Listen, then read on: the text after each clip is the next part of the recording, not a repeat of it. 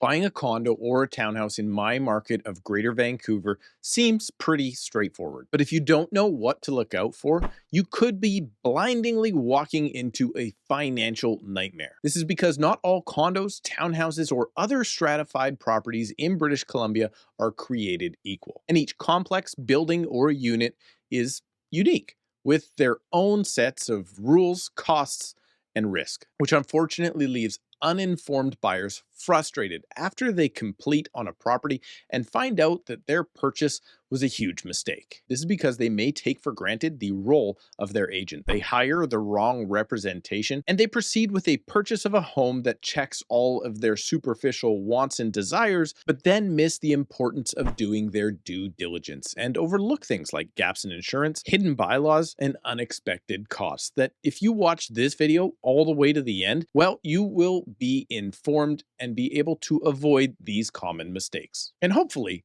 that will save you a whole lot of money. I mean, that alone must be worth the click of a like button, right? So in today's video, I'm going to break down the top 7 most important things that you need to know before buying a condo or townhouse here in my market of Surrey or anywhere across the province. And with full disclosure that yes, I am a real estate agent and this video is about my market in particular. And if you are looking to buy residential property within Greater Vancouver or the Fraser Valley, feel free to book a call with me and my team to find out if we are the right fit to represent you in your purchase. Whether you are a first-time buyer or looking to downsize from a detached home to a strata property, or if you fit anywhere in the middle, knowing these details could save you a ton of money, stress, and regret. And the first thing you should look for when seriously considering offering on a condo or townhouse is a document called the Form B. The Form B is often just a 1 or 2 page document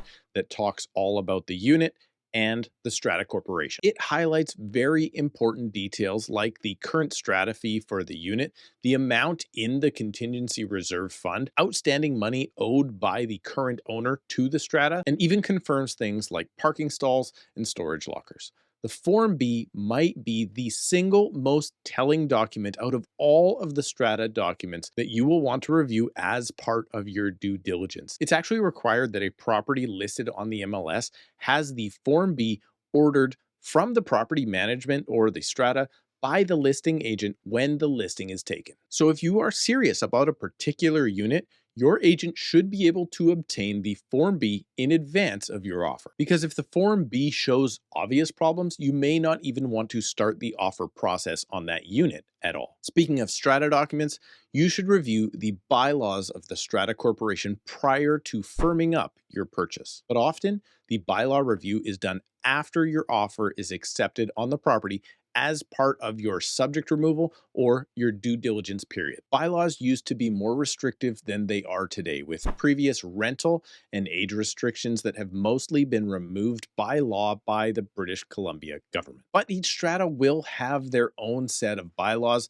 and they can be written in many different ways. For example, you could find that the number or size or breed of your pets may be limited, as could things like barbecues or even when and where you are allowed to park on strata's common property. So please do not take the bylaws lightly. They are rules set out by your possible new community. So you had better make sure there are no deal breakers buried within them. Speaking of deal breakers, now more than ever, insurance can kill a real estate transaction. As part of your due diligence, and again, sometimes often before writing the offer, you are going to want to review the summary of the strata's insurance policy. This is a detailed list of the strata's insurance coverage. And lack of proper insurance could not only cost you big if there was an active claim, but it could also cost you more on your annual coverage on your owner's independent policy. And the strata having insufficient coverage could cause your lender to pull your financing at the very last minute before closing. A couple of things that you should look for in your strata insurance policy are: 1, that it is valid and it has not expired. This is a policy that needs to be renewed every single year. 2, that the strata's single claim coverage covers 100% of the replacement value of the property, meaning that if the whole thing burnt down, it would get replaced. It sounds silly, but often these could be limited to somewhere between 65 and 100%. And third, and possibly most important to you on a day-to-day basis, is the line on the summary called water loss, to note what the strata deductible would be if there was a claim on your unit or any other one in the building. Now, this could be a video topic on its own, but as a rule of thumb, if that line item for water loss is between $10,000 and $50,000, you're good. 100K is okay, and maybe as high as up to $250,000 could be all right, but there may be warning signals going off. But if that line says in excess of $250,000, you're probably going to want to move on to another strata, as your personal policy that kind of sits on top of your strata's underlying policy for the building, well, it will likely either become extremely expensive or worse, completely uninsurable. Staying on top of costs, the number 4 thing you need to know is if your monthly strata fee or monthly maintenance fee for the unit is inclusive or exclusive of city utilities. Often you will see buildings or stratas with large discrepancies in their strata fees. The uneducated buyer thinks that all strata fees are created equal and that things like swimming pools or hot tubs will drive up the monthly maintenance. But it's actually the aforementioned insurance and then secondary the city utilities that will drive up your monthly fees the most. You see, when a complex is first built, the city and developer come up with how those utilities are going to be paid, each unit individually, or the strata could pay those utility bills as a whole. If the strata pays the utilities, your monthly fee will be higher. And if the unit is responsible, you may think you're getting a great deal, but then the city sends you another bill for $700 to $1,000 per year. The best way to determine if your city utilities are built into the strata fee, built into the property taxes, or billed separately is to call the city and simply ask, a service that we provide to all of our clients purchasing strata units, so you don't have to worry about finding out who to speak to and how to get a hold of them. Next up is the type of building that you're buying. And this is the one where, unless you have been in construction for decades, you should be leaning very hard on your agent for help. Every year, and especially every decade of construction, has its own positives and, well, in reality, even more drawbacks. From asbestos and oil tanks in the 1950s and 60s, aluminum wiring of the 1970s, to poly B piping and the leaky condo fiasco of the late 80s and 90s. And of course, then when it all seemed to have been figured out with rain screen technology in the early 2000s. You need to understand as much as you can about the physical building itself that you are buying into. It could be wood frame or concrete, stucco or hardyboard siding, or even the difference between laminate and engineered hardwood. Whatever it is, this is in actuality what you are buying.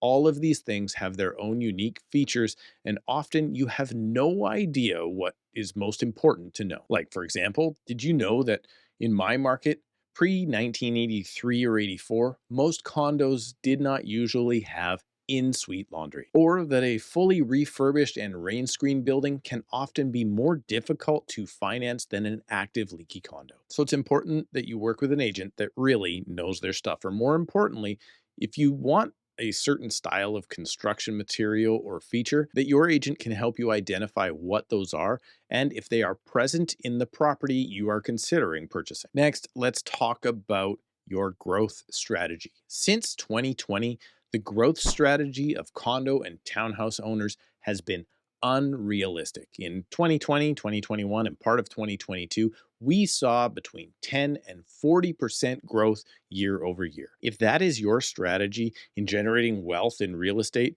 your business model is doomed to fail. Since 1979, when the MLS started tracking home prices in the Fraser Valley, the average growth has been 6.6% annually. But you have to understand that that includes all of the booms and all of the busts. This means that some years saw prices decline and others saw massive and unsustainable increases. This is why when you're looking to purchase a property, even though that property is likely to increase an average of over 6% each year, in my plans, I only plan for 3 to 4% because I'm a pessimist. No, that's not really why. The lower calculated rate of return not only keeps me pleasantly surprised most years when the returns are often higher than I expect, but it also means that my plans to own the property have to be for an absolute minimum of a 5-year time horizon or likely longer, because it's usually only those that need or have to sell within a short period of time that end up getting in trouble during those years when the market turns down, which it does, by the way, historically, 1 out of every 4 years. Up 3 years, down one. Up 3 years, down one. That's just the historical statistics. And the last and most important thing you need to do before buying a condo or townhouse in BC is to hire a professional. Listen, I get it. Realtor says, use a realtor. I totally understand. But you honestly cannot take this for granted. A real estate professional that is knowledgeable, good at what they do, and a good communicator, well, they're going to make sure your entire transaction is so much easier than it would be going at it alone. Or possibly even worse, hiring someone that has no idea what they're doing. Agents are not created all the same. We all have the same license, but we have very different skills, personalities, and experiences. The agent that you hire to help with your purchase of a property is going to make a whole lot of money in the transaction. So it's up to you to make sure that you're not hiring a schlub. It's your job to make sure you hire someone that you are confident in, who can demonstrate their experience and knowledge. And if you have made it this far into the video, hopefully you think that's me. So you can book a call with me using the first link in the description right down below. But if you're not ready to commit to an agent and you want to know if hiring a single agent or a real estate team is the right pick for you, click on this video right now to discover the difference in business models that agents use to run their businesses, and more importantly, to service clients like you.